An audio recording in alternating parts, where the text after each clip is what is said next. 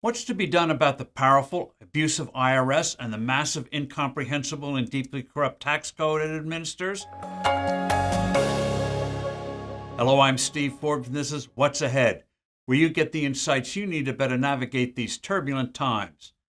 Governor Ron DeSantis dramatically slapped this critical issue on the table when he recently denounced the long list of abusive, politically motivated acts of the IRS and called for eliminating the IRS as we know it.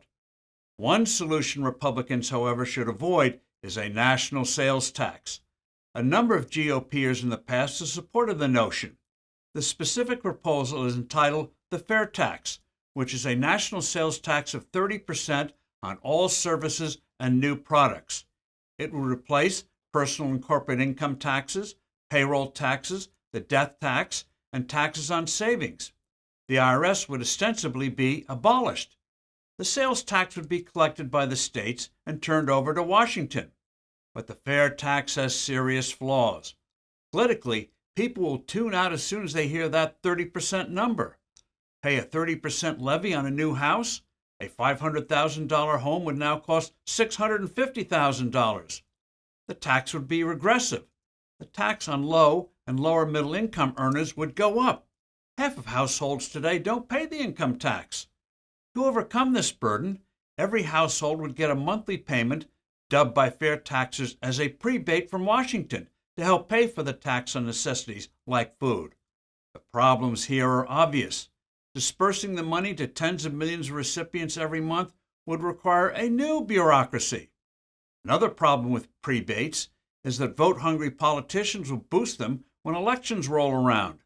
They'll morph into something resembling a minimum national income. And what about the cost of living differentials in various parts of the country? A bureaucracy would be necessary to ensure that states are forking over the right amount and to ensure that retailers are collecting what they should. Compliance would be a huge problem. For instance, business-to-business sales are not taxable. Who makes sure a business is actually a real business? I buy lumber and claim I'm making furniture to sell to others rather than remodeling my kitchen. A new house is liable for the sales tax, but not existing ones. An entrepreneurial builder totally remodels an existing house so that it is all but new in name?